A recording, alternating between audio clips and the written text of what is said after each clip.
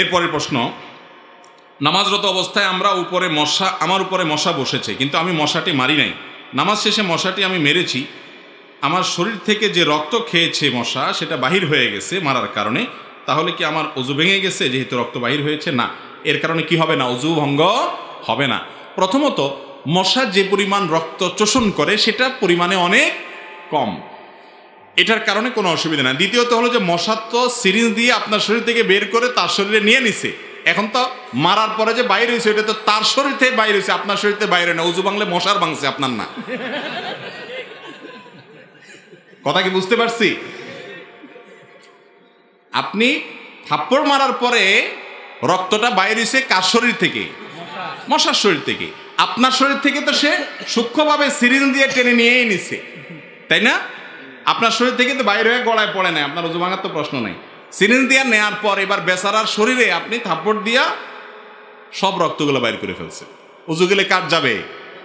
মশার যাবে।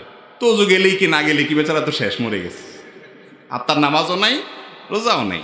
অতএব এটা নিয়ে আপনার টেনশন করার দরকার নাই। অজুবিহীন আজান দেয়া যাবে কিনা নিজে জানা সত্ত্বেও, দেখেন, আজান এমনি বিশুদ্ধ হওয়ার জন্য, আজান দিলে আজান হয়ে যাবে এইটার জন্য অজু শর্ত না। অজু ছাড়া আজান দিলে আজান হয়ে যাবে, কিন্তু বেশিরভাগ উলামাদের মতে আজান অজু ছাড়া যদি দেয় তাহলে সেক্ষেত্রে সেটা মাকরুহ, অনুচিত কাজ। দিলে আজান হয়ে যাবে। অনেক মুয়াজ্জিন আছে অলসতা করে, চাকরি বাঁচানোর জন্য টাইম হয়ে গেছে, অজু করতে গেলে দেরি হয়ে যাবে, আজানটা আগে দিয়ে এরপর অজু করি। অনেক ভাইরা আছেন, আল্লাহ মাফ করুক, এটা করা উচিত না, এটাকে অভ্যাস বানিয়ে রাখা উচিত না। আমি নামাজ পড়ার জন্য মসজিদে গেলাম, দেখতেছি যে জামাত শুরু হয়ে গেছে, কিন্তু আমার হালকা প্রস্রাব আছে, তখন আমি কি আগে করব, নামাজ নাকি পেশাব? দেখেন, মসজিদে গেছেন, আপনার পেশাবের বেগ আছে, পেশাবের বেগটা যদি খুব জোরালো থাকে, প্রশ্নে বলছেন হালকার কথা, যদি জোরালো থাকে তাহলে সেক্ষেত্রে আগে পেশাব করবেন, তারপর নামাজ পড়বেন। পেশাবের বেগ নিয়ে নামাজ পড়বেন না। আর যদি খুব হালকা বেগ থাকে, এদিকে জামাত শুরু হয়ে গেছে, তাহলে সেক্ষেত্রে আপনি জামাতে সামিল হয়ে নামাজ পড়ে নিতে পারেন। যেই বেগের কারণে নামাজে আপনার কি হবে না, মনোযোগে ব্যাঘাত হবে না। কিন্তু এটা কদাচিৎ হতে পারে, নিয়মিত এরকম হতে পারে না, প্রায় এরকম হতে পারে না। প্রায় সময় তো ইসলাম আপনাকে নামাজের যথেষ্ট আগে থেকে উজু করে পেশাব করে সব ক্লিয়ার করে প্রস্তুতি নিয়ে নামাজের জন্য অপেক্ষা করতে বলেছে। আপনি হুলস্থুল করে এসে পেশাবের বেগ নিয়ে প্রতিদিন নামাজ দাঁড়ায় যাবেন, এটা কখনো আপনার নামাজের প্রতি মনোযোগিতার প্রমাণ হয় না। নামাজের প্রতি পরিপূর্ণ মনোযোগিতা না থাকলে সে নামাজ আমাদের আখেরাতে কাঙ্ক্ষিত ফলাফল আনবে না। এই জন্য আগে থেকে প্রস্তুতি নিয়ে নামাজের জন্য অপেক্ষা করতে হবে। আল্লাহ তাআলা আমাদেরকে তৌফিক দান করুন। বাবা মা পাত্রী দেখে পছন্দ করেছেন, ছেলের পাত্র পছন্দ না হলে করণীয় কি? আমাদের দেশে তো এখন পাত্রী দেখা না, এটা মনে হয় যে বাজারে কোরবানির গরু দেখা। সবাই দেখে, পাত্রর কোনো বেল নেই, পাত্রর বোনের জামাইও দেখে, আছে না নাই? এর মতো অসভ্যতা আর কি হতে পারে বলেন? খুব খারাপ কাজ। আরে ভাই, বিয়ে যে করবে সে দেখবে, তার পরিবারের মেয়েরা দেখবে, এমনকি পাত্রের বাপও দেখবে না, দেখবে শুধুমাত্র একজন পুরুষ। সে কে? যিনি বিয়ে করবেন তিনি। আর তার পক্ষ থেকে তার মা, বোন, ভাবি তারা দেখতে পারে ভেতরে যে, কিন্তু কোনো পুরুষ দেখতে পারে না, জায়েজ না, এটা গুনাহ। এখন মুশকিল হলো আজকাল, কোনো ছেলে যদি বাপরে বলে, আব্বা এখন বিয়ের সিদ্ধান্ত নিয়েছেন, হুজুর বলছে যে আপনার জন্য দেখা জায়েজ হবে না, আপনি এখানে বসেন, আমি দেখে আসতেছি। বলবে যে বেয়াদব, বিয়ের আগেই অবস্থা রে বাবা, এই মেয়ে বিয়ে করার পরে জানে তুই আর কত মাসালা বাইর করস, ঠিক না ভাই? ঠিক। ওই বেচারার পিঠে মায়েরই পড়বে, শুধু একটাও নিচে পড়বে না। মুরব্বী বুঝতেছেন না, সেজন্য তখন মুরব্বীরে বলবেন, বাবা বিয়েটা হয়ে গেলে তোমার পুত্রবধূ তুমি দেখতে পারবা, তোমার জন্য সে মাহরাম হয়ে যাবে, কিন্তু বিয়ে হওয়ার আগ পর্যন্ত তোমার জন্য দেখা শরীয়ত জায়েজ করে না। আমরা ইসলাম বুঝি না, যার কারণে এই সমস্যা হয়েছে। মুরব্বীরা এগুলো বোঝার চেষ্টা করবেন তো ইনশাল্লাহ। যদি ছেলের বাপই দেখতে না পারে, তাহলে বোনের জামাই ওই বেটারে বলবেন যে তুমি তো ওই বাড়ির সামনে বসে থাকো, চাচা মিয়ারা তো সামনের রুমে বসায় রাখবেন, আর বোনের জামাইয়ের কোথায় রাখবেন? খবরদার, তুমি ডেঞ্জারাস, তুমি বাড়ির সামনে ওই দোকানে বসে থাকো। তার ওখানে দোকানের চায়ের অর্ডার দিয়ে আপনি ভিতরে মেয়ে দেখতে আসবেন। ওই বেচারা চাটা ফালা দিয়ে চলে যাবে, বলবে এই শালার মেয়ে দেখতে আমি যাব না। কত খারাপ! আমাদের সমাজে ভালো হইতে চাইলে তাকে আমরা খারাপ বলি, ঠিক না ঠিক? যুবকরা হিম্মত করতে হবে আর মুরব্বীরা সহযোগিতা করতে হবে। এক্ষেত্রে ভুল বোঝাবুঝি চলবে না। ইসলাম না বোঝার কারণে আমাদের এগুলো হয়েছে গুনাহ। আবার 4-5 জন 6 জন মিলে মেয়েকে আনার পরে দাঁড়াও তো দেখি, বসো তো দেখি, ঘুরো তো দেখি, হা করে দাঁতগুলা দেখাও তো দেখি, কানের ছিদ্রটা দেখাও তো দেখি, হাঁইটা দেখো তো দেখি কেমন লাগে, মনে হচ্ছে গরু কিনতে গেছে। আহা, নারীর প্রতি অসম্মান, অপমান, এগুলো জায়েজ না ইসলামে। ছেলে দেখবে, বাহ্যিকভাবে কথা বলবে, তার মন মানসিকতা বোঝার চেষ্টা করবে, শেষ। আর আসল দেখা হবে তার চারিত্রিক দিক, সেগুলো তো আপনি ভেতরে ভেতরে খোঁজ খবর নেবেন। এই হাঁটাহাঁটি দেখার কি আছে? আপনি কি গরু কিনতে আনছেন? অনেক মেয়েকে এভাবে অপমান করা হয়, অপদস্থ করা হয়। এই অসভ্যতার বিরুদ্ধে আমাদেরকে দাঁড়াতে হবে ইনশাআল্লাহ। চেষ্টা করবেন তো যুবকরা ইনশাআল্লাহ। আর মুরব্বীরা সহযোগিতা করবেন। আল্লাহ আমাদের তৌফিক দান করুন। কোনো ব্যক্তি যদি হারাম টাকা মসজিদে দান করে, কিন্তু মসজিদ কমিটি ওই ব্যক্তির হারাম উপার্জিত উৎস জানেন, তবুও মসজিদ কমিটি সে দান কবুল করেন, এ সম্পর্কে ইসলাম কি বলে? দেখেন, স্পষ্ট হারাম যদি জানে, হারাম বিশেষ করে একটা প্রকার আছে হারাম লিআইনিহি, একেবারে মূলগতভাবে হারাম। যেমন একটা লোক চুরি করে টাকা নিয়ে আসছে, একজনের পকেট মারি করে টাকা নিয়ে আসছে, এই টাকাটা আইনা মসজিদে দিচ্ছে, আপনি জানেন, তাহলে আপনার জন্য টাকা নেওয়াটাও হারাম। এই টাকা নেওয়াটাও কি হারাম। আরেকটা লোক তার উপার্জনটা হালাল হারাম মিশ্রিত, সে সুদ খায়, ঘুষ খায়, আবার হালাল ইনকামও আছে, ভেজাল টেজাল আছে আর কি। এই লোকের টাকা দিছে, সে হালাল থেকে দিছে না হারাম থেকে দিছে আপনি জানেন না, তাহলে সেটা গ্রহণ করা কি আছে? জায়েজ আছে। আর যদি তার ম্যাক্সিমামই হারাম হয় আপনি জানেন, তাহলে সেক্ষেত্রে সেটাও অ্যাভয়েড করা উচিত। একটা কথা বলি ভাই, আজকাল মসজিদ বলেন, মাদ্রাসা বলেন, ধর্মীয় প্রতিষ্ঠান বলেন, সবাই দুনিয়ায় পয়সা ছাড়া কিছু বুঝে না। আমরাও আজকাল অনেকে এরকম হয়ে গেছি, পয়সা ছাড়া কিচ্ছু বুঝি না। মসজিদ কমিটির লোকদের দায়িত্ব ছিল, কারণ তাদের 4টা বৈশিষ্ট্যের একটা হলো ওয়ালাম ইয়াখশা ইল্লাল্লাহ, আল্লাহ ছাড়া কাউকে পরোয়া তারা করবে না। তাদের দায়িত্ব ছিল কি? তাদের দায়িত্ব ছিল আল্লাহর ঘরে কোনো হারাম টাকা আমরা প্রবেশ করাবো না, চেষ্টা করা। কোত্থেকে চেষ্টা করবে? বেশিরভাগ ওই দায়িত্বশীল লোকদের বড় একটা অংশ, ভালো মানুষ অনেক আছেন আলহামদুলিল্লাহ, বড় একটা অংশ আছে যে সে নিজেই কি 2 নম্বর। আবার সবাই না, আল্লাহর ঘরের খেদমত করেন, কমিটির দায়িত্বে আছেন, বহু হাজার লাখ ভালো মানুষ আছে আলহামদুলিল্লাহ আমাদের দেশে। একটা কথা বলি, আপনারা যারা মক্কা শরীফ গেছেন, জায়গা যাওয়ার তৌফিক হয়েছে, আপনারা দেখছেন বাইতুল্লাহর কাবার এক পাশে ওয়াল পরিমাণ উঁচু করা উঠা আছে, দেখছেন আপনারা? এটাকে বলে হাতিমে কাবা। এই হাতিমে কাবাটা রাসূল সাল্লাল্লাহু আলাইহি সাল্লামের দাদা কাবাকে পুনরায় বানাইতে গিয়া এইটা জায়গাটা মূলত কাবার মূল অংশ ছিল, ভিতরের অংশ ছিল, ইব্রাহিম আলাইহিস সালামের কাবা এটা ছিল, কিন্তু এটা এখন বারান্দার মতো ওয়াল উঠানো, মসজিদের কাবার ভিতরের অংশ নাই। এটা কেন নাই? এটা না থাকার কারণ হলো রাসূল করিম সাল্লাল্লাহু আলাইহি সাল্লামের দাদা তিনি এই মসজিদকে যখন এটা ভেঙে পড়ে যাচ্ছিল, পুরান হয়ে গেছে, ইব্রাহিম আলাইহিস সালাম সেই মসজিদকে পুনরায় নির্মাণ করছেন, তখন তিনি সহ মক্কার তখন মুশরিকরা পর্যন্ত বসে সিদ্ধান্ত নিলেন আল্লাহর ঘরে আমরা হারাম টাকা ঢুকাবো না। আর সমাজে হালাল টাকা কম থাকে, এই জন্য তারা টাকার অভাবে এই জায়গাটা মসজিদে ঢুকাতে পারে নাই। আজও পর্যন্ত সেটা বাইতুল্লাহর বাহিরের অংশ, ওয়াল তুলে রাখা হয়েছে আমাদের শিক্ষার জন্য।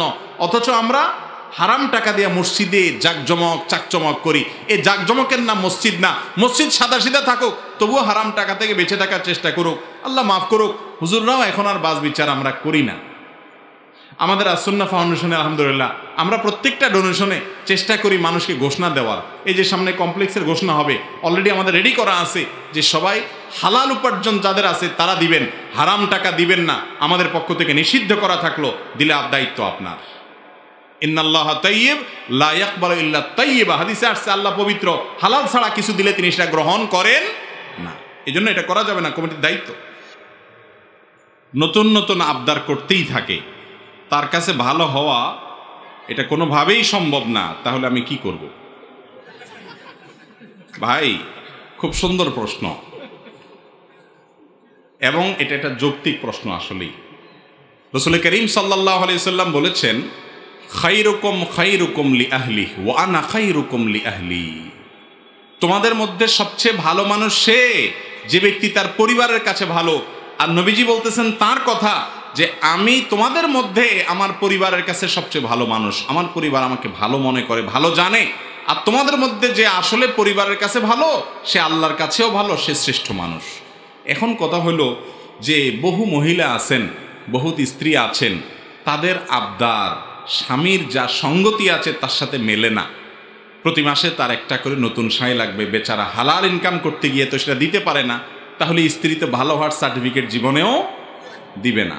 মেম্বার সাহেব, কমিশনার সাহেব যেরকম পয়সা ছাড়া চারিত্রিক সনদপত্র দেয় না, এই মহিলাও ওই নতুন শাড়ি ছাড়া চারিত্রিক সনদপত্র দেবে না। তাইলে এই বেচারা কি করবে? ভাই,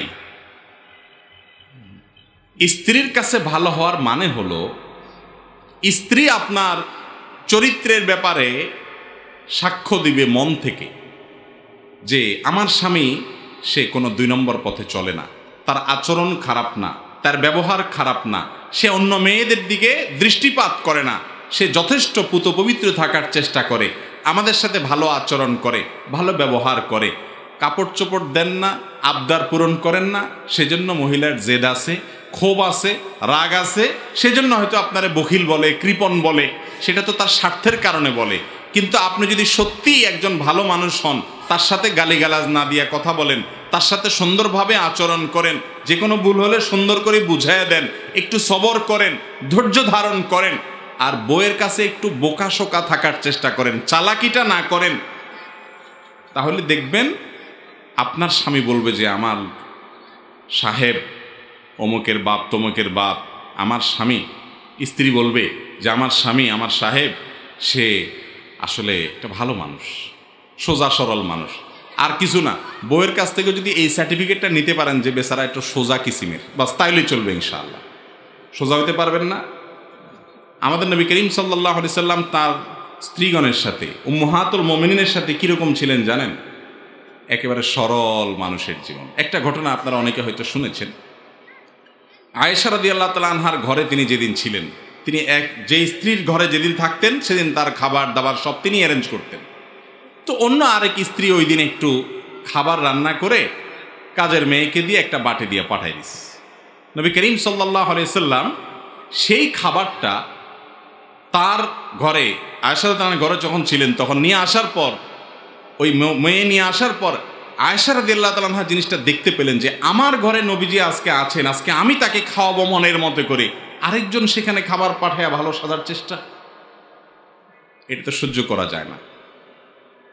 সতীন পাঠাইছি, এটা তো উনি সাথে সাথে ওই বাটিটা নিয়ে ওই মেয়ের হাত থেকে নিয়ে ছুঁড়ে ফেলে দিস, তরকারি সহ। তরকারি তো তরকারি, বাটি 2 ভাগ হয়ে গেছে, কাঁচের বাটি ছিল বা মাটির বাটি ছিল। রাসূল আকরাম সাল্লাল্লাহু আলাইহি সাল্লাম বাসায় সব কিছু দেখতে পেলেন। তিনি দেখলেন সর্বনাশ, এটা আগুন লাগার কাজ হয়ে গেল। এর পরের ঘটনা তো ভালো হওয়ার কথা না, ভুল বুঝাবুঝি হবে, যিনি পাঠিয়েছেন তিনি বিশাল মনে কষ্ট পাবেন, অনেক দূর যেতে পারে, এটার কোথাকার পানি কোথায় যায়। তিনি তাড়াতাড়ি নিজে গিয়ে সেই ভাঙা বাটিটা তুলে আনলেন, এনে ঘরে আয়েশা রাদিয়াল্লাহু তাআলার ঘরেই হুবহু এরকম আরেকটা বাটি ছিল, অবিকল একই রকমের, একই ব্র্যান্ডের, একই সাইজের। তিনি ওই বাটিটা নিয়ে ওই যে মেয়ে খাবার নিয়ে আসছে তার হাতে দিয়ে বলছে, একেবারে চুপ, কোনো টু শব্দ যেন না হয়, এই বাটি নিয়ে ওই বাসায় দিয়ে দিবা আর চুপচাপ থাকবা, কোনো কথা নাই তোমার। সে বেচারে দিয়ে দিস। যিনি পাঠাইছেন তিনি মনে করছেন যে সুন্দর করে বাটি থেকে খাবার নিয়ে আবার সেটাকে পরিষ্কার করে এত কুইকলি সেটাকে রিটার্ন করে দিয়েছে এত সুন্দরভাবে, তিনি অনেক খুশি হয়ে গেছেন। খাবার যে কোথায় সেটা তো আর তিনি জানেন না। আচ্ছা, এই যে একটা কাজ রাসূল আকরাম সাল্লাল্লাহু আলাইহি সাল্লামের ঘরে হইল, আপনার ঘরে যদি হইতো, আপনার বউয়ে যদি এরকম একটা বাটি আরেকজনের ধরে ছুঁড়ে ফেলে দিত, আপনার আরেক স্ত্রী খাবার পাঠাইতো, প্রথম কাজটা কি হইতো বলেন? একটা ছোট মিনি বিশ্বযুদ্ধ তো বউর সাথে একচোট হয়ে যেত, ঠিক না? কত বড় সাহস! তো একটা কিছু হইতো কিনা বলেন? রাসূল আকরাম সাল্লাল্লাহু আলাইহি সাল্লাম যে কাজটা করেছেন, এবং হাদিস থেকে এটা এতটুকু জানি আমরা, এটা জানা যায় না যে তিনি, কোনো হাদিস দ্বারা এটা প্রমাণ হয় না যে এটা আনার পর তিনি আয়েশা রাদিয়াল্লাহু আনহাকে রাগ করেছেন, ডাঁট দিয়েছেন। কারণ আয়েশা রাদিয়াল্লাহু আনহা তিনি যে এইটুকু যে ভুল হয়ে গেছে এটা তিনি বুঝতেই পারছেন, মানুষ তো, এটার জন্য তো ঝগড়াঝাটি করার দরকার হয় না।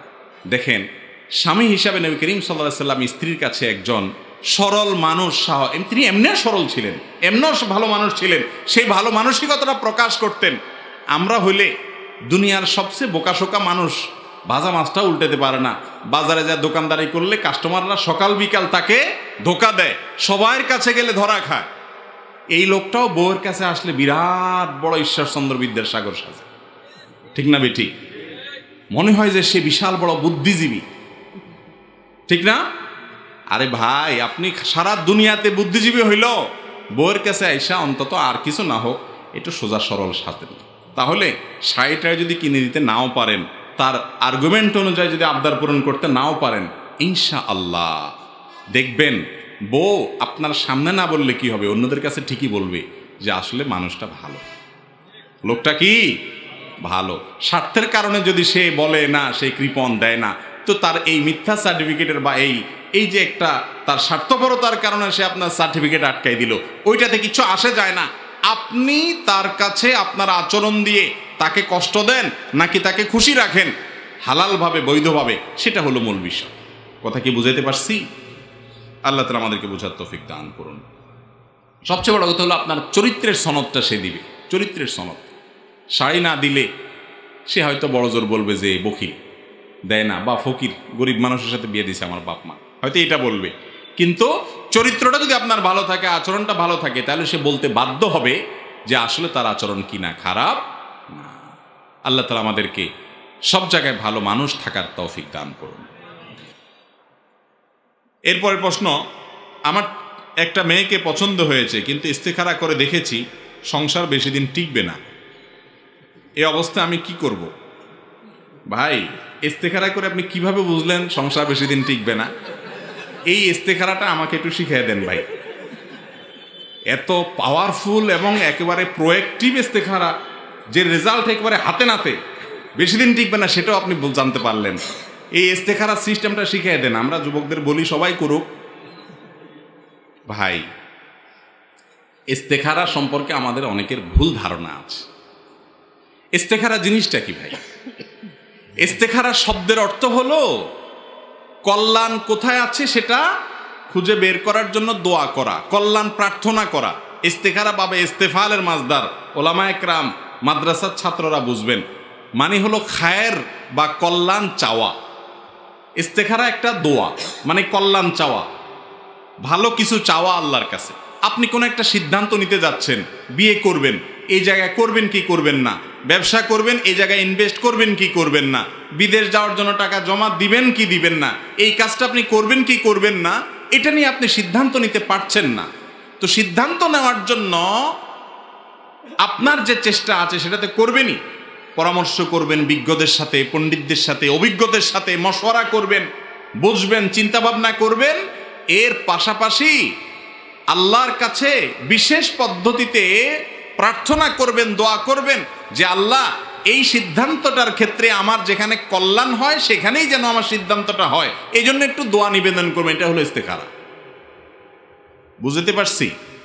এই দোয়া নিবেদনের একটা বিশেষ পদ্ধতি আছে। সে সম্পর্কে একজন সাহাবী বলেছেন যে রাসূল আকরাম সাল্লাল্লাহু আলাইহি ওয়াসাল্লাম আমাদেরকে কোরআনের সূরা যেরকম শিক্ষা দিতেন, ঠিক ইস্তেখারা সেইভাবে শিক্ষা দিতেন। কিভাবে সেটা? সেই পদ্ধতি হলো, আপনি কোনো একটা ডিসিশন নিতে গিয়ে হিমশিম খাচ্ছেন, সিদ্ধান্তহীনতায় ভুগছেন, দাঁড়িয়ে প্রথমে সুন্দর করে 2 রাকাত নামাজ পড়েন। কয় রাকাত নামাজ? ওযু করে 2 রাকাত নামাজ পড়েন। যে কোনো নামাজ পড়ার সময় পড়তে পারেন, এশারের পরে পড়েন, জোহরের পরে পড়েন, হ্যাঁ, সারা রাতের যে কোনো সময় পড়েন, মাগরিবের পরে পড়েন, 2 রাকাত নামাজ পড়েন। 2 রাকাত সালাত আদায় করার পর সালাত শেষে আল্লাহর কাছে একটা দোয়া করেন। দোয়াটা কি? আল্লাহুম্মা ইন্নী আস্তাখিরুকা বিইলমিকা ওয়া আস্তাকদিরুকা বিকুদরাতিকা ওয়া আসআলুকা মিন ফাদলিকাল আযীম ফাইন্নাকা তাকদিরু ওয়া লা আকদিরু ওয়া তা'লামু ওয়া লা আ'লামু ওয়া আনতা আল্লামুল গুয়ুব।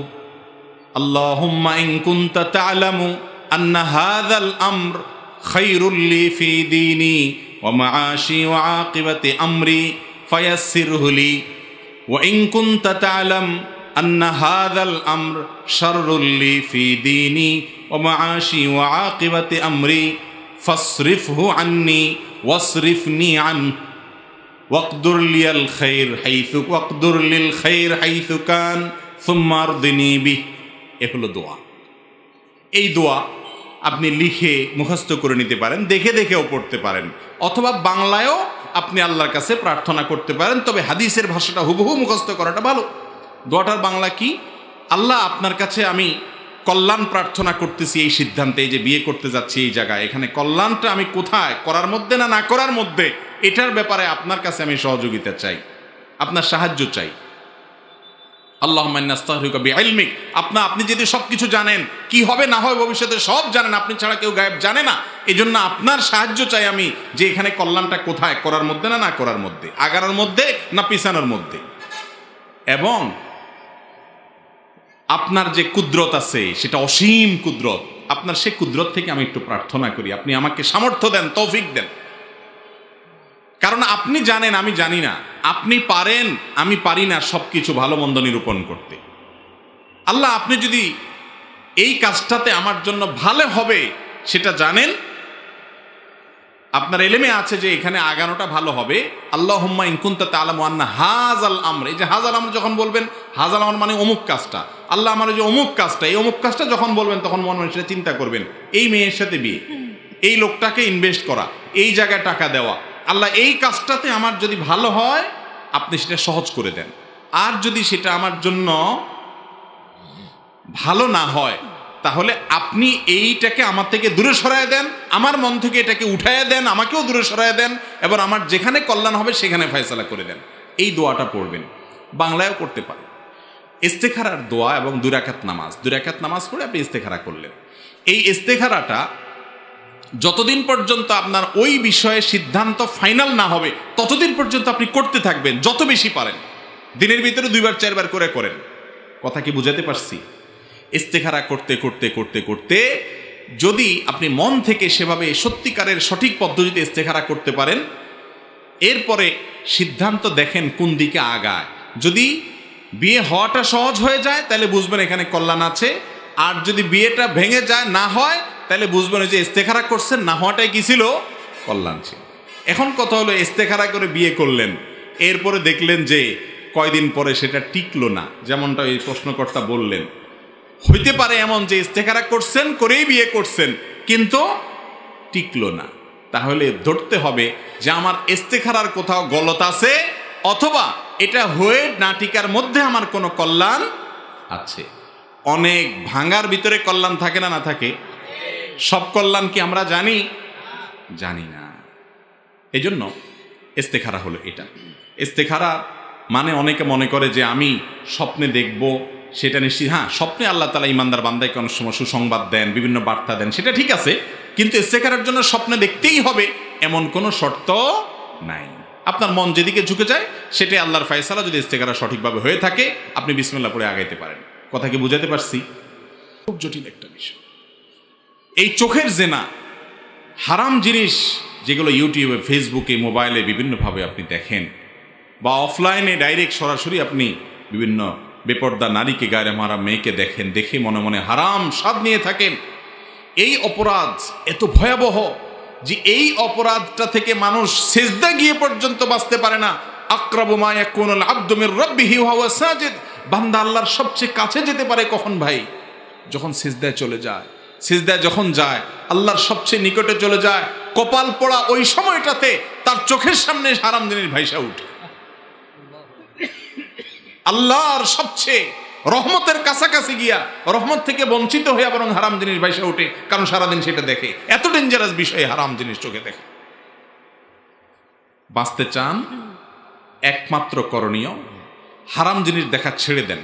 কিছুদিন হয়তো আপনাকে শয়তান ডিস্টার্ব করবে, কিছুদিন আপনার চোখের সামনে আনবে, কিন্তু আপনি আনার সঙ্গে সঙ্গে যখন মনে হবে আপনি চিন্তা করবেন আমি কোথায় দাঁড়ায় আছি, কার সামনে আছি, কোথায় দাঁড়িয়ে আমি কার সামনে দাঁড়িয়ে হারামের কথা, হারামের দৃশ্যের কথা আমার স্মৃতিতে আনছি।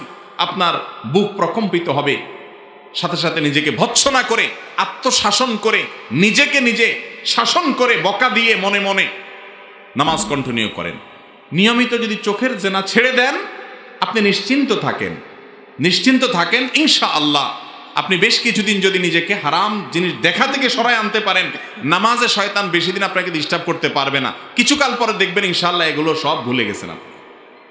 চেষ্টা করা যাবে না ইনশাআল্লাহ? আল্লাহ আমাদেরকে তৌফিক দান করুন। আমাদের এলাকায় মহিলারা দোকান করে বেপর্দা অবস্থায়, কিন্তু বলার পরেও তারা দোকানদারি করেন বেপর্দায়। তাদেরকে আমরা যুবকরা কিভাবে বোঝাতে পারি, পর্দা করাতে পারি? দেখুন, মহিলাদেরকে আল্লাহ রাব্বুল আলামিন বাসার ভেতরটা সামলানোর দায়িত্ব দিয়েছেন, তারা হলেন স্বরাষ্ট্র মন্ত্রণালয়ের দায়িত্বপ্রাপ্ত।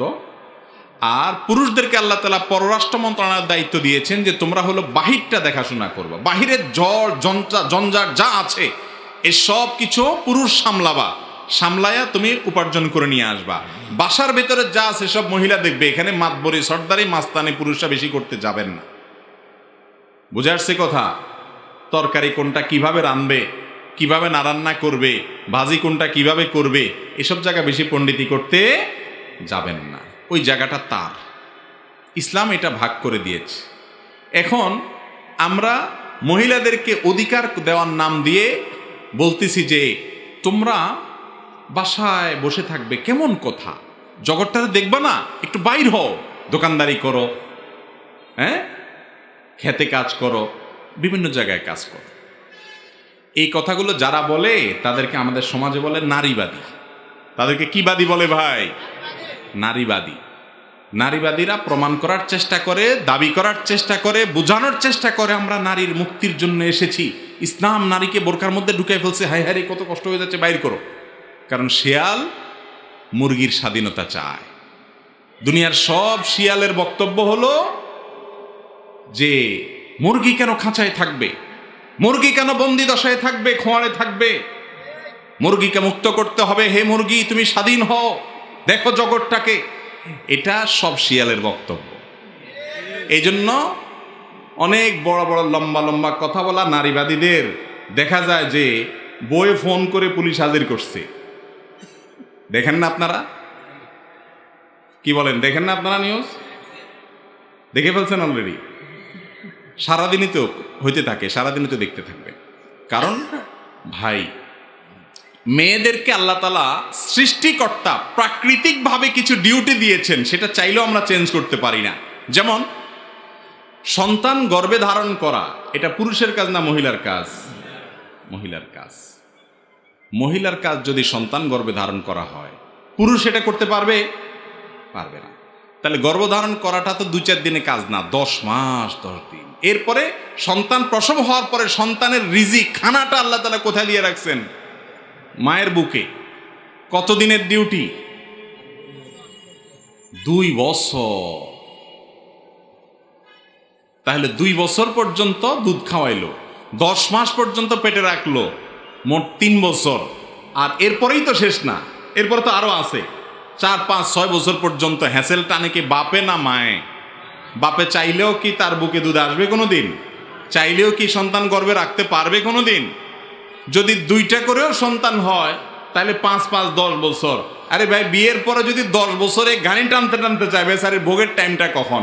তাহলে বোঝার চেষ্টা করেন, তার যে প্রাকৃতিক ডিউটি সেগুলো তো সে করাই লাগতেছে। আপনি পুরুষ সেগুলোর বোঝা বহন করতে পারতেছেন না, উল্টা বরং সংসারের উন্নতির জন্য আপনি 10,000 20,000 টাকা কামান, আর বউরেও লাগাই দিচ্ছেন 10,000 20,000 কামাইয়ের জন্য। তাহলে আপনার ডিউটি যেটা ছিল পয়সা কামাই করে আনা, কোত্থেকে আনবেন আপনারটা আপনি বুঝবেন, সেটার অর্ধেক দায়িত্ব তার ঘাড়ে দিলেন, আর তার যে ডিউটি এটা ফুলটা সে করতেছে। ঠিক না বে ঠিক? তাহলে তার স্বাধীনতা দিলেন না কাজের ভাগ তার মাথায় বসাইলেন? বুঝেন নাই কথা? এ হলো নারীর মুক্তির সংগ্রাম। আমাদের যে সমস্ত বোনদেরকে দিয়ে স্বামীরা দোকানদারি করায়, একান্ত নিরুপায় যে সমস্ত বোনরা বাধ্য হয়ে কাজ করেন বাইরে, তাদের কথা ভিন্ন, পর্দার পরিসরে তারা করতে পারেন। আর বাসার মধ্যে থেকে নারী যদি উদ্যোক্তা হয়, ব্যবসা বাণিজ্য করে, সেটা কি ইসলাম নিষেধ করে না? আমাদের আম্মাজান খাদিজা রাদিয়াল্লাহু তাআলা আনহা ব্যবসা করেছেন না করেন নাই? কিন্তু ব্যবসা করতে গিয়ে তিনি কি বাইরে দোকানদারি করেছেন? অন্য পুরুষদের সাথে কেনাবেচা করেন নাই। ভাই, নারীবাদীরা বলে আমরা নারীর কল্যাণ চাই, নারীর লাভ চাই। বাটপাড়ির একটা ছোট্ট নমুনা দেখাই আপনাদেরকে। আচ্ছা, যুবতী নারীদের বেশি উপকার করা দরকার না বৃদ্ধা নারীদের বেশি উপকার করা দরকার? কারণ বৃদ্ধা বয়সে দেখা যায় বেচারির স্বামী মারা গেছে, ছেলে মেয়েরা অনেক সময় দেখাশোনা করে না, করলেও বেচারি একাকী হয়ে যায়, নিঃসঙ্গ থাকে, অনেক ব্যাপার স্যাপার থাকে। তাহলে বৃদ্ধা নারী যারা আছে তাদের কেয়ারটা বেশি দরকার, ঠিক না বে ঠিক? নাকি যুবতীদের কেয়ার করা দরকার? আরে ভাই, যুবতীদের কেয়ার করার লোকের অভাব আছে? বিয়ে হলে নতুন নতুন জীবনে স্বামী তো কেয়ার করেই, বিয়ে না হলে বাপে কেয়ার করে, ভাইয়ে কেয়ার করে, কেউ না কেউ কেয়ার করে, হারাম সম্পর্ক করে যে দুষ্ট বদমাই সেটাও কেয়ার করে কম বেশ, ঠিক না ভাই? ঠিক। যুবতী নারীর কেয়ার করার লোকের অভাব হয়? অভাব হয় কার? বৃদ্ধা। এই নারীবাদীকে দেখবেন না যে রিসিপশনে কোনো বৃদ্ধা মহিলা বসাইতে। আরে ভাই, রিসিপশনের চাকরিগুলা বৃদ্ধা মহিলাদেরকে দাও, যে বেচারীদের জন্য একটা সহজ কাজ, রিসিপশনে দাঁড়ায় থাকবে, বসে থাকবে, এই কাজটা এদের জন্য উপযোগী। ওই জোয়ান মহিলাগুলা সেগুলো আরে কষ্টের কাজ দাও, বাদ দেওয়ার দরকারই নেই, তাদের কেয়ার তো এদের দরকার। এরা বলেন নারীবাদী, যাদের যেই নারীর কেয়ার করা দরকার সে নারীরে চাকরি দিবে না, বলবে যে সুন্দরী হইতে হবে, তরুণী হইতে হবে, যুবতী হইতে হবে, অবিবাহিত হইতে হবে, লম্বা চড়া হইতে হবে, তারপর চাকরি দিব। এ কি নারীবাদী না নারী লোভী? সন্দেহ আছে কোনো? আমরা ধোকায় পড়ে যাই। আবার ভুল বুঝেন না, ইসলাম মহিলাদের কাজ কাম পড়ালেখা করতে নেই। খবরদার, ছেলেদেরকে যেরকম পড়াবেন, মেয়েদেরকে সুশিক্ষা শিক্ষিত করবেন, মেয়েদেরকে ডাক্তার বানাবেন, পর্দা পশিদা যতটুকু মেনটেন করে সম্ভব, যাতে নারীদের চিকিৎসা নারীরা দিতে পারে, পুরুষদের কাছে যেতে না হয়, তাদেরকে সুশিক্ষা শিক্ষা দিবেন। বাসা বাড়িতে থেকে যদি কিছু করা লাগে করবে।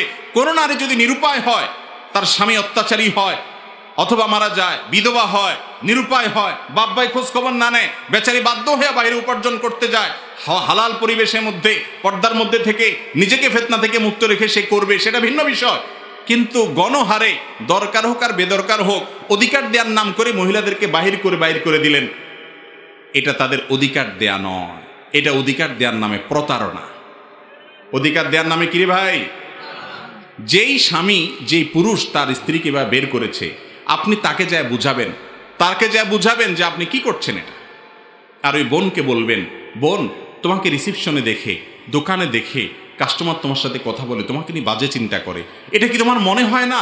তুমি কি বুঝো না এই বাস্তবতা? তাকে বুঝাবেন, আল্লাহর ভয় দেখাবেন, এবং পারলে বাসা বাড়ি থেকে যদি নিরুপায় হয় এই কাজ করার জন্য, তাকে বাসা বাড়ি থেকে কোনো কাজ যেন তিনি করতে পারেন। আজকাল অনেক কাজ করা যায়, মেয়েরা সেলাইয়ের কাজ করতে পারেন, কত সুন্দর বাসা বাড়িতে বসে কাজ করতে পারেন, অনেক হস্তশিল্পের কাজ করতে পারেন, অনেক কাজ করা যায়, অনলাইনে অনেক মার্কেটিং করতে পারেন, বাসা বাড়িতে থেকে যেন তিনি করতে পারেন, সেরকম বিষয়ে তাকে সহযোগিতা করেন। শুধু ফতোয়া দিয়ে বসে থাকেন না, সহযোগিতাও করেন। এরকম যদি উদ্যোগী হন, ইনশাআল্লাহ আমাদের মা বোনদেরকে আর দোকানদারির আসনে দেখতে হবে।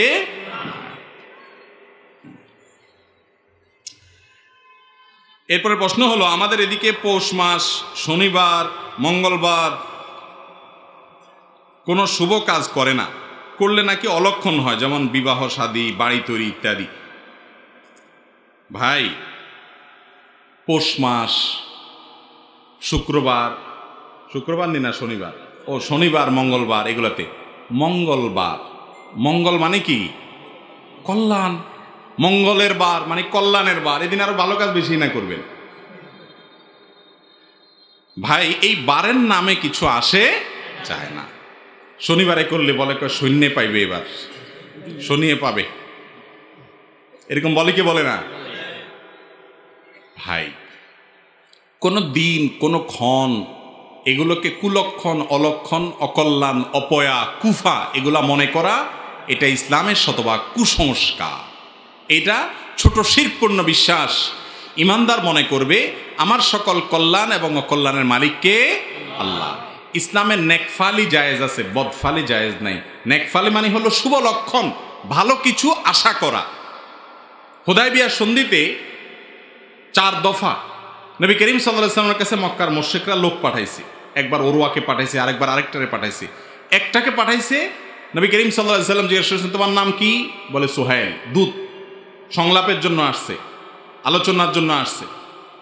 নবী করিম সাল্লাল্লাহু আলাইহি ওয়াসাল্লাম বলছেন, তোমার নাম যখন সুহাইল, এবার একটু সহজ হবে আশা করা যায়, কারণ সাহাল শব্দের অর্থ সহজ। এই যে একটা লোকের নামের অর্থটা ভালো, সেজন্য নবী তার থেকে ভালো কিছু আশা করতেছেন। এটাকে বলে নেকফালি, অর্থাৎ ভালো কিছু আশা করা। কিন্তু আজকে সকালবেলা কাকের ডাক শুনছি, কপালে দুঃখ আস, কেউ মরবে, বাম চোখটা লাফাইছে আজকে, তাহলে শেষ, আজকে বিপদ একটা আসতেছে। বাইরে হওয়ার সময় ঝাড়ু দেখছি, তাহলে কপালে আজকে সারাদিন ঝাড়ুর বাড়িই আস। আর কাক ডাকলে তো যে মরার সংবাদ। আবার যে দোকানে প্রথম কাস্টমার বাকি চাইছে, তাহলে তো আজকে সারাদিন এই বাকি দিতেই যাবে। প্রথম কাল লোকটা আইসা দাঁত বাইর করে বলে ভাই ভাঙতি আছে কিনা, শেষ আজকে দিন, এই দিতেই যাবে। এ ধরনের বিশ্বাস আছে না নাই আমাদের? এগুলো হলো আমাদের দেশের পুরাতন কুসংস্কার। নতুন একটা কুসংস্কারের কথা শুনেন যুবকরা ভালো করে। সেটা কি? নতুন বছরের প্রথম সময়টাকে যত উৎসব ফুর্তি আনন্দ করে কাটানো যাবে, সারা বছর ভালো থাকা যাবে। বলেন না নাউজুবিল্লাহ। আমি তো বলছি আপনারা সুবহানাল্লাহ বলবেন। দেখেন, বাচ্চাচারা যে সমস্ত কুসংস্কার আগে ধারণ করে আসছে, এখনকার তরুণ শিক্ষিত যুবকরা তারা ওই সে পেগামদের কথা শুনে তারা মনে করে রাত 12টা 1 মিনিট জায়গায় বসে আছে। বেটা ফজর নামাজ পড়ে নেই, কোনোদিন আল্লাহ জানে পড়ছে কিনা, সেই বেটা বসে আছে রাত 12টা 1 মিনিটে। কিসের অপেক্ষা?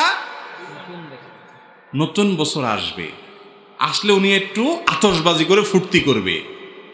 তো ফুর্তি করলে কি হবে? সারা বছর ভালো থাকবে। এটা কুসংস্কার না? কুসংস্কার না?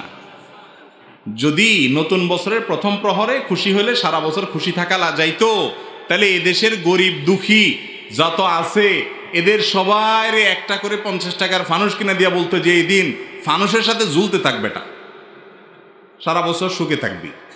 এর চাইতে হাস্যকর কিছু আর আছে? কিন্তু কিভাবে আমাদের শিক্ষিত যুবকরা এগুলা করে? এগুলাকে বর্জন করবেন তো ইনশাআল্লাহ? এগুলো আমাদের আদর্শ না, এগুলো অগ্নিপূজকদের আদর্শ। ঈমান যাবে এগুলোর কারণে। কল্যাণ ও কল্যাণের মালিক কে? আল্লাহ। ফানুসের আগুনে কোনো ব্যবসায়ীর ব্যবসা ধ্বংস করে দিবেন, আরেকজন বাড়িতে আগুন লাগাই দিবেন। প্রথম আলোর রিপোর্ট অনুযায়ী আপনার একটা শিশু পর্যন্ত মারা গেছে বিকট শব্দের কারণে। আপনি মানুষকে কষ্ট দিবেন, বিকট আওয়াজে মানুষ ঘুমাইতে পারবে না, আর অর্থ অপচয় করবেন। এটা কোনো সভ্য সমাজের কালচার হতে পারে না। এই কালচারকে আমাদের সমাজে আমরা হতে দিতে পারি না। আমরা বোঝাবো, মানুষকে সচেতন করব, ঠিক আছে না ইনশাল্লাহ? সবার সচেতন করবেন তো ইনশাল্লাহ? অতএব এই সমস্ত কুসংস্কার বিশ্বাস করা যাবে না। আমি শেয়ার বাজারে ব্যবসা করি, কিন্তু এই ব্যবসা হালাল হবে নাকি হারাম হবে আমি জানি না, একটু বুঝিয়ে বলবেন। দেখুন, শেয়ার বাজারের ব্যবসা মৌলিকভাবে জায়েজ আছে। মৌলিকভাবে কি আছে? জায়েজ আছে। দেখতে হবে আপনি কোন কোম্পানির শেয়ার কিনছেন। যেই কোম্পানির শেয়ার কিনছেন সেই কোম্পানির যদি ব্যবসাটা হালাল থাকে, ব্যবসার ভিতরে কোনো হারাম কিছু না থাকে, তাহলে সেই কোম্পানির ব্যবসার শেয়ার কেনা মানে হলো কোম্পানির পার্টনার হওয়া। এটাতে দোষের কোনো কিছু নাই মৌলিকভাবে।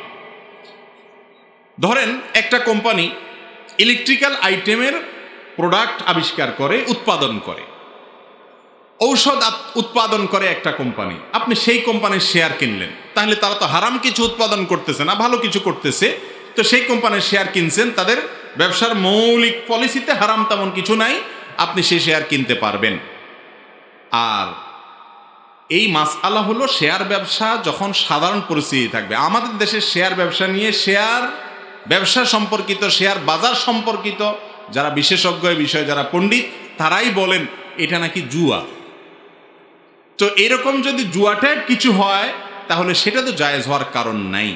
আমি সাধারণ যদি শেয়ার ব্যবসা হয় সেটার কথা বলেছি। সেটাতে যদি ব্যবসাটা হালাল হয়, সে শেয়ার ব্যবসা, সে কোম্পানির শেয়ার কেনাও জায়েজ, বেচাও জায়েজ। যে কোম্পানির ব্যবসা হারাম অথবা ব্যবসাতে হারাম কিছু আছে, সরাসরি হারামের সাথে সংশ্লেষ আছে, সেটার ব্যবসা, সেটার শেয়ার কেনাও জায়েজ নাই, বেচাও জায়েজ নাই। যারা পরের হক মেরে খায়, তাদের ইবাদত কতটুকু কবুল হবে, এ বিষয়ে যদি কিছু ব্যাখ্যা জানাতেন।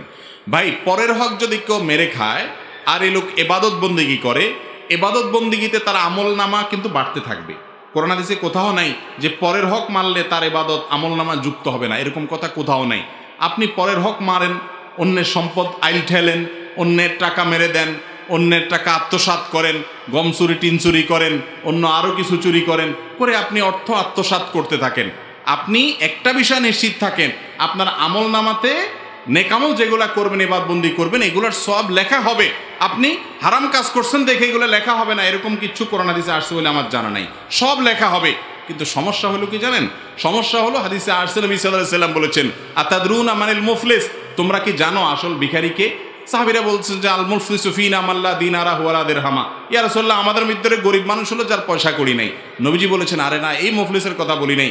আসল মুফলিস হলো সেই লোক, যেই লোক দুনিয়াতে মানুষের সম্পদ আত্মসাৎ করেছে, অন্যের জমির আইল ঠেলেছে, চুরি করে সম্পদ নিয়ে এসেছে, হাওলাত নিয়েছে আর দেয় নাই, বাকি নিয়েছে আর দোকানের সামনে দিয়ে যায় নাই, বিভিন্নভাবে মানুষের সম্পদ নষ্ট করেছে, বোনের হক দেয় নাই বাপের সম্পদে, মায়ের সম্পদে, ফুফুর হক দেয় নাই দাদার সম্পদে, বিভিন্নভাবে ভাইয়ের হক দেয় নাই, ভাতিজার হক মেরে দিয়েছে, মানুষকে মেরে কেটে খায়।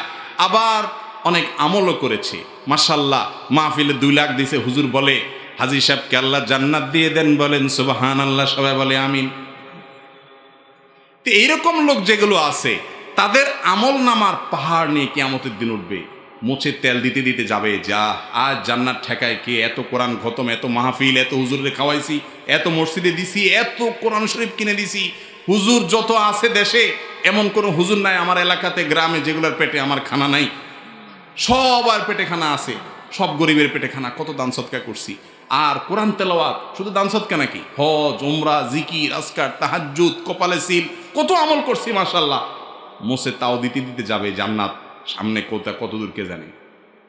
আল্লাহ রাব্বুল আলামিন হাদিসে আসছে, ওই জায়গায় যখন ওই লোক আমলের পাহাড় নিয়ে যাবে, কিন্তু ওই যে মানুষের হক মারছে আবার সাথে ইবাদত করছে, আমলের পাহাড় নিয়ে যাবে, তখন আল্লাহর কাছে কিছু লোক এসে ঘিরে ধরবে তাকে, ঘিরে ধরে বলবে, আল্লাহ, এই যে লোক ইয়া বড় হাজি সাহেব, গাজী সাহেব, শেখ সাহেব, মুফতি সাহেব, মালানা সাহেব, সভাপতি সাহেব, সেক্রেটারি সাহেব, কেশিয়ার সাহেব, সদস্য সাহেব, কমিটি সাহেব, অমুক সাহেব, তমুক সাহেব, এই সাহেব অনেক আমল করছে, আল্লাহ সব ঠিক আছে, মাগার আল্লাহ আমি একজন রিকশাওয়ালা ছিলাম, অন্যায়ভাবে আমাকে একদিন একটা থাপ্পড় দিছে, ভাড়াটা দেয় নাই, আমি তো দুনিয়াতে আর জোর করে আদায় করতে পারি নাই, ক্ষমতা ছিল না, তুমি তো আহকামুল হাকিমিন, তুমি তো সকল বিচারকদের শ্রেষ্ঠ বিচারক, তোমার তো ফামাই ইয়ামাল মিসকালা যাররাতিন শাররান ইয়ারা, চুল পরিমাণ খারাপ কিছু করলেও তুমি তার বিচার করার কথা, আমি আজকে বিচার চাই।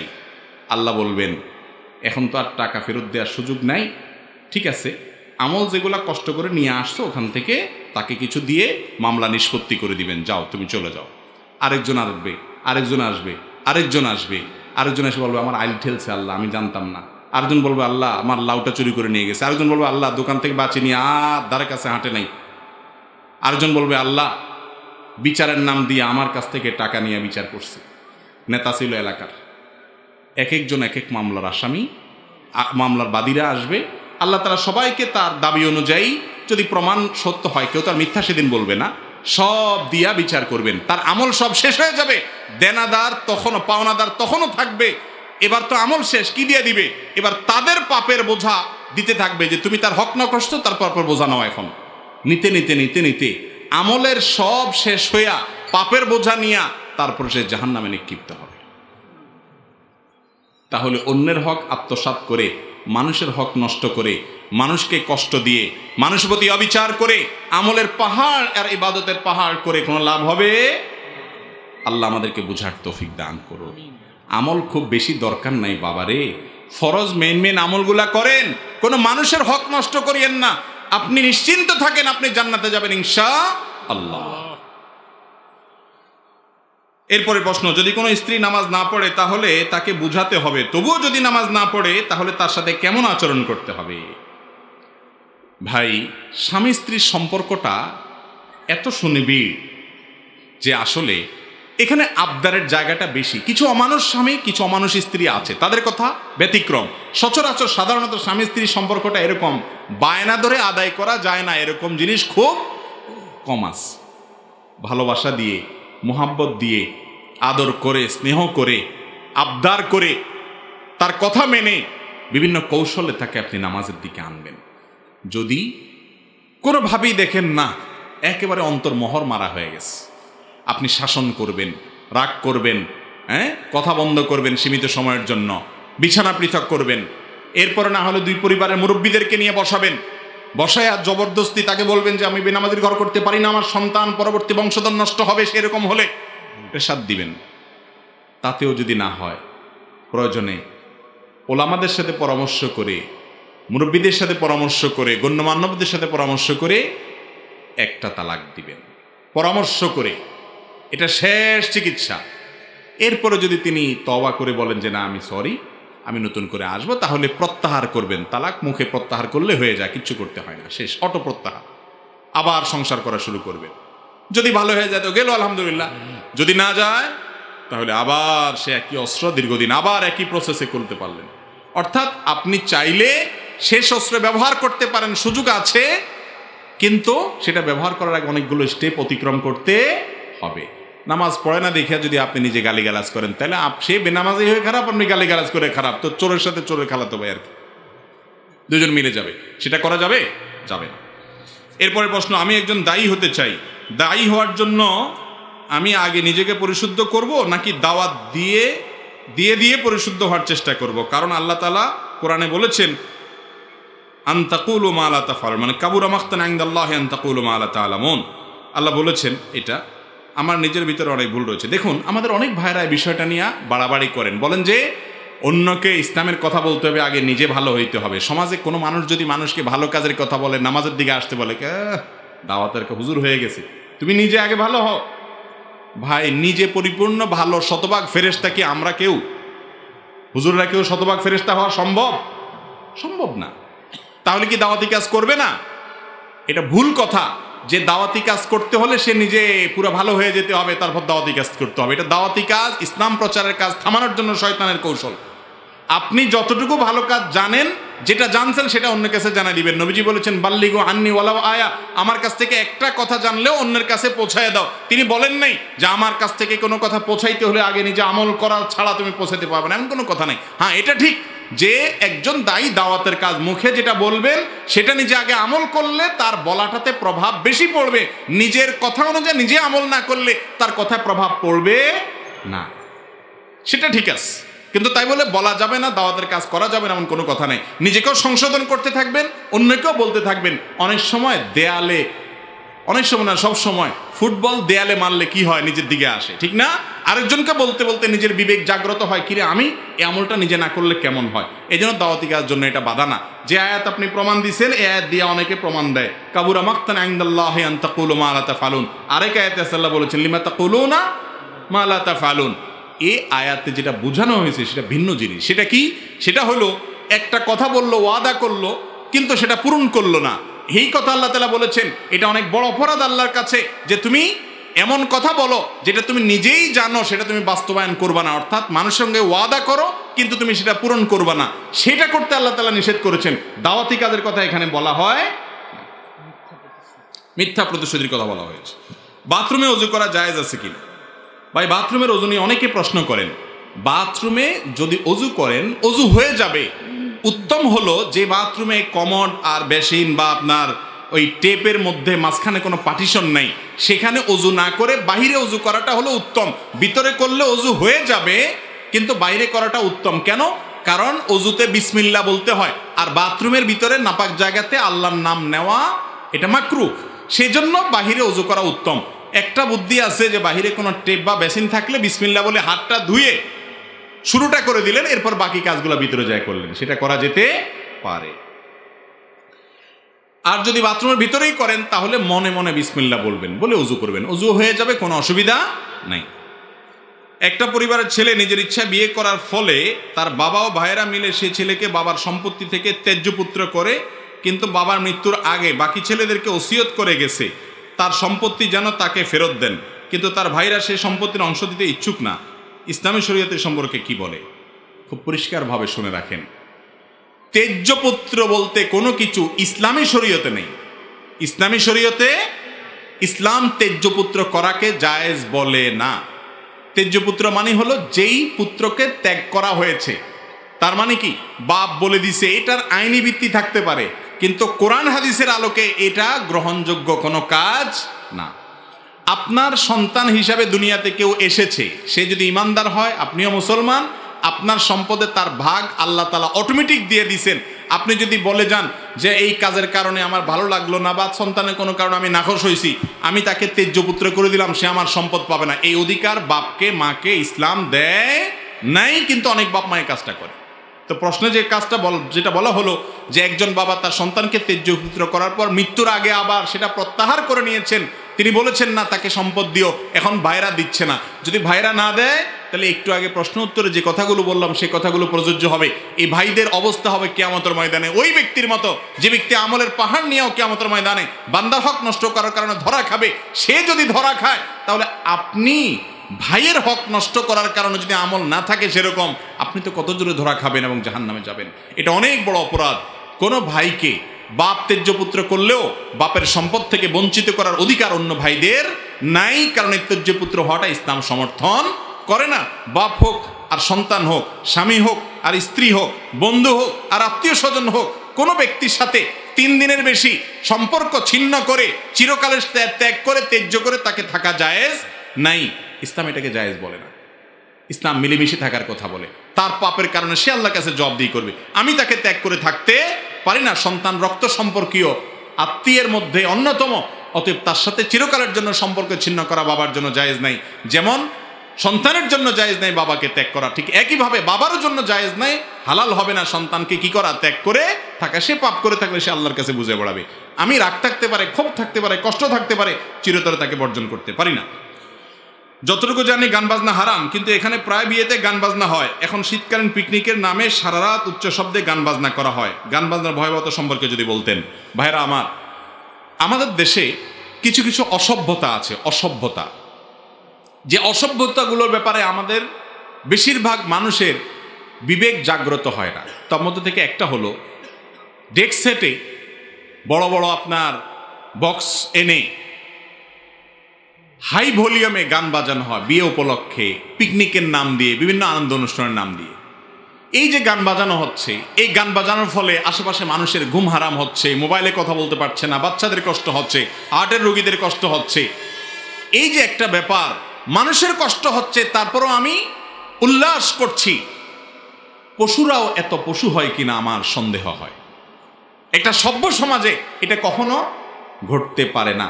যাদের আশেপাশে হয় বা আপনারা নিজেরা করেন, একটু নিজের বিবেকটাকে জিজ্ঞাসা করেন। ডেক সেটের আওয়াজে আপনি আকাশ পাতাল ভারী করে তুলছেন, আপনার মনে অনেক সুখ আছে, উলাল আছে, আপনি লাফাচ্ছেন, লাফান, ভালো কথা। আপনার এই আওয়াজ যে আশেপাশে যাচ্ছে সবাই কি আপনার সাথে উলাল? স্বপ্নের ব্যাখ্যা পাওয়া যাবে। আমি স্বপ্নের ব্যাখ্যা সম্পর্কে ভালো কিছু জানি না। এ সম্পর্কে ইসলামের মনীষীগণ যুগে যুগে সবাই না, অনেক ব্যক্তিরা পণ্ডিত ছিলেন, স্বপ্নের ইন্ডিকেট ব্যাখ্যাগুলো, তারা ইঙ্গিতগুলো বুঝতে পারতেন। কিন্তু দিন দিন ইসলামের এই স্পিরিচুয়াল দিকগুলো হারাতে হারাতে এখন এমন একটা অবস্থা হয়ে গেছে, স্বপ্নের ব্যাখ্যা সম্পর্কে ভালো জানে এমন মানুষ খুঁজে পাওয়া যায় না। সাহাবা একরাম নবী করিম সাল্লাল্লাহু আলাইহি ওয়াসাল্লামের কাছে এসে জিজ্ঞাসা করতেন, ইয়া রাসূলুল্লাহ, আমি এটা স্বপ্নে দেখেছি, ব্যাখ্যা কি হবে? তিনি ব্যাখ্যা করতেন, এবং এটা তার নিয়মিত একটা সেশন ছিল যে তিনি নিয়মিত প্রায় সময়, বিশেষ করে ফজরের পরে, তিনি স্বপ্নের ব্যাখ্যা দিতেন। কিন্তু আজ আলেমদের মধ্যে মাসআলা বলা আলেম অনেক আছে, স্বপ্নের ব্যাখ্যা দেওয়া আলেম পাওয়া যায় না। দুঃখজনক, এটা একটা ত্রুটি এবং ক্ষতি আমাদের।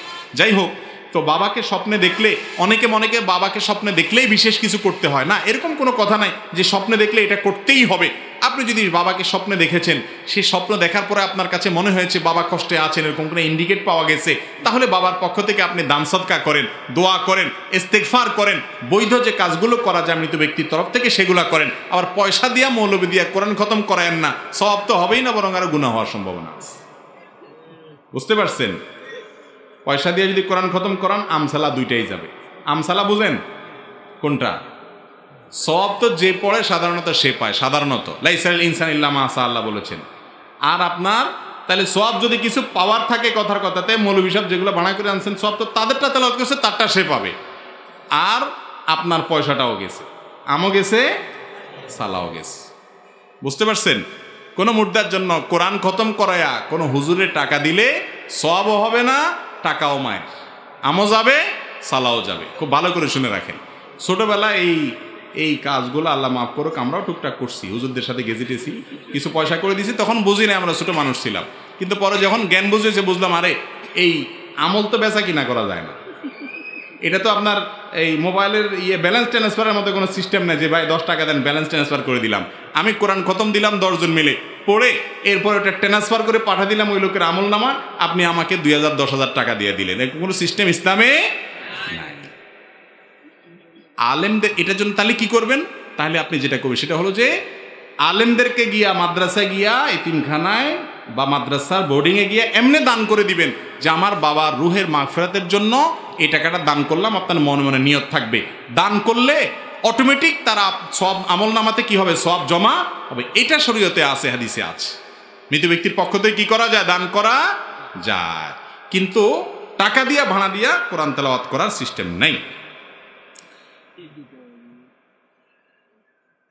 ইয়ান ঠিক কইন দনে প্রশ্ন ব্যাকগ্রাউন্ড উত্তর দিতে গেলেও বা আজি ফজর পর্যন্ত কথা কম পড়িব। আজি আর এডে তাই ওয়াজ ব্যাগিন আজ ঘুরিয়ে ফেলে কাল ফোন ফুরিব, আগামী বছর ওয়াজ ফোন ফুরিব, আগামী বছর দাওয়াত ন দিবেন ওনারা, তাহলে প্রশ্ন বাইগুন থাক, আগামী বছর ইনশাল্লাহ উত্তর দিয়ে দে, কারণ 12টা বাজে গিয়ে এত রাত পর্যন্ত ওয়াজ করেন ঠিক না, ফজর নষ্ট ফর্ম ফুরিব দে থাক আজি এই পর্যন্ত নাকি। আল্লাহ তাআলা আমরা যা শুনলাম মানলাম। জরুরি কিছু আছে আর শেখ খুব ইমার্জেন্সি কিছু আছে কিনা? আচ্ছা, একটা প্রশ্ন আছে, এটা শেষ করি। শেখ মাসলা মাসাইলের ক্ষেত্রে ডক্টর আব্দুল্লাহ জাহাঙ্গীর রহমাউল্লাহর বক্তব্যের উপর নির্ভর করি, যে কারণে অনেকে মধ্যমপন্থী বা সুবিধাবাদী বলে কটাক্ষ করে। মানহাজের ক্ষেত্রে কাদের উপর নির্ভর করা যায়? ভাইরে, আমাদের এই দেশে আপনি যদি কোনো এক দলের কোনো একটা গ্রুপের ওষুধ বা ট্যাবলেট না বেছেন, তাহলে আপনাকে পছন্দ কেউ করবে না। আপনি কোরআন হাদিসের কথা বলেন, ইসলামের কথা বলেন, ওলামাদের ইজ্জত করেন, সম্মান করেন, তাদের মতকে সম্মান করেন, হবে না। আপনাকে একটা গ্রুপে ঢুকতে হবে এবং একটা গ্রুপে ঢুকে ওই গ্রুপের ক্যাম্পাস করতে হবে, তাহলে সেক্ষেত্রে আপনাকে মানুষ গ্রহণ করবে। ডক্টর আব্দুল্লাহ জাহাঙ্গীর রহিমাহুল্লাহ তিনি কোরআন এবং হাদিসের বাইরে তার জীবনে কোনো কথার পথে মানুষকে সচরাচর আহ্বান করতেন? তো কোরআন হাদিসের দিকে আল্লাহর বান্দা আহ্বান করতেন, সে আহ্বানটা যদি কারোর কাছে দোষণীয় মনে হয়, তাহলে বুঝতে হবে তার ট্রিটমেন্টের প্রয়োজন, তার চিকিৎসা প্রয়োজন, ঠিক না ভাই? ঠিক ভাইরে, সুবিধাবাদী, হ্যাঁ একটা কথা ঠিক বলছেন যে আব্দুল্লাহ জাহাঙ্গীর সাহেব রহমাল্লাহকে যারা মহব্বত করেন তাদেরকে কিছুটা সুবিধাবাদী মনে হয়। এ অর্থে সুবিধাবাদী মনে হয় যে তারা মুসলমানদের মধ্যে পারস্পরিক দ্বন্দ্ব কলহ যেন কম হয়, দূরত্ব যেন কমে, সেই চেষ্টাটা করে। এর মানে এই না যে হক বাতিলে গোড়া মানে আপনার মিশায় ফেলবেন, সেটা তো জায়েজ নাই। এর মানে হলো পরমত সহিষ্ণু থাকে তারা। এবং আব্দুল্লাহ জাহাঙ্গীর স্যার রহমাউল্লাহ সারা জীবন এটা চর্চা করেছেন যে আমার মতটা আমি বলবো, কিন্তু ভিন্ন মতকে আমি আক্রমণ করব না।